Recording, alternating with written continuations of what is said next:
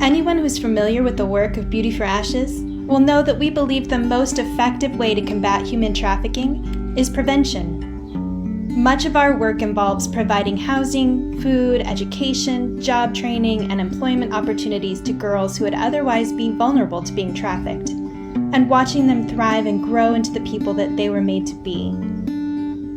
However, there is another facet to this fight that I would like you to consider today. What about the people who are currently being exploited in the sex trade? The ones who did not have the protection that prevention supplies. How did they get there? How do we help? Do they even want or need help? The great slavery abolitionist William Wilberforce once said, "You may choose to look the other way, but you can never again say that you did not know." He believed that in order for change to begin, people must know who the victims of the blight of slavery were and the truth of their circumstances. Today, I invite you to understand more about the truth behind prostitution, about who the victims are and about their circumstances. Let's start with some facts.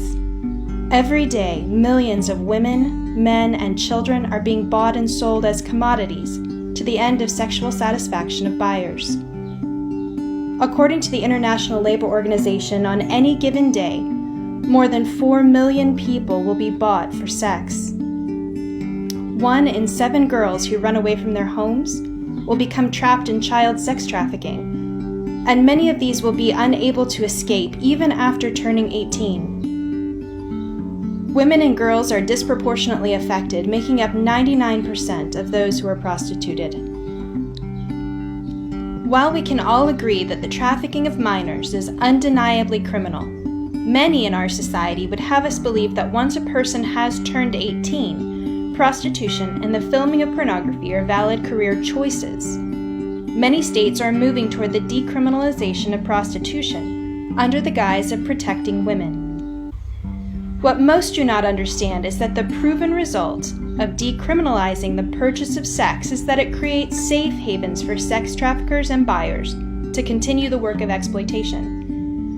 We want you to understand that very often exploited people turn to prostitution because of a lack of choices and then are never able to escape that lifestyle.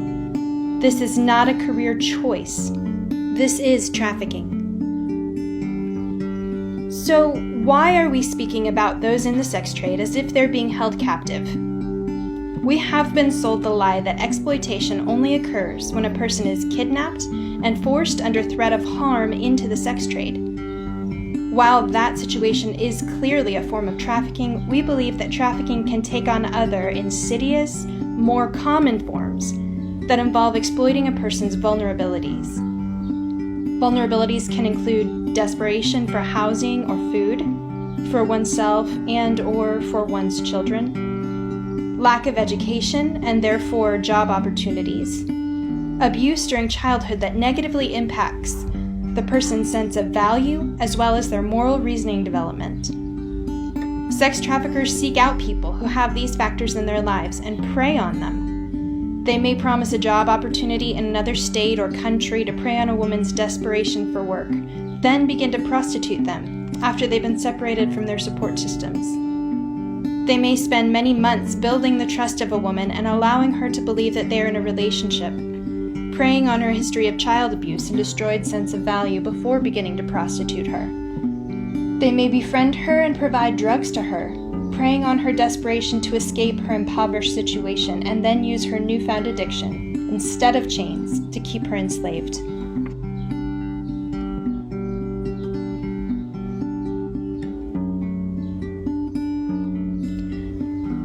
One solution to this great evil has already been tested with some positive results in Sweden. The Swedish Prohibition of the Purchase of Sexual Services Act was passed in 1999. Since that time, similar legislation has been passed in Canada, Iceland, France, and Norway. This so-called Nordic model of the prevention of prostitution is built on 4 basic pillars: criminalization of the purchase of sex, decriminalization of prostituted persons, provision of help and support to those coming out of prostitution, and awareness campaigns to the general public. Put very simply, you can view the sex trade as a simple supply and demand system. This model removes the demand and provides support, help, and opportunities to the vulnerable ones left behind. You may be asking, what is involved in the elimination of the demand? On a governmental level, it requires consistent and severe prosecution of the purchase of sex. It involves arresting sex buyers and enforcing fines and jail time. It will also require a shift in the mentality of our law enforcers. However, a deeper look at the effects of the Nordic model requires us to realize that legislation can only take us so far in this endeavor. Sex buying can be moved off the streets and hidden in the expanse of technology, further from the reach of law enforcement. The more lasting solution is to reach the hearts of buyers with a deep understanding of the value of what they take from the women that they purchase, and the younger the better, ideally before they even become consumers. How would most people respond if they understood that the women that they pay for sex or view as objects on their screens were forced to be there through their desperation? Would they continue to engage if they understood that no matter how willing those women appeared to be, they would escape in a second if they felt they had a choice? Join us. Spread the message. Help remove the shackles of slavery from the victims of trafficking, as well as the chains of addiction from buyers. Become a protector of the vulnerable.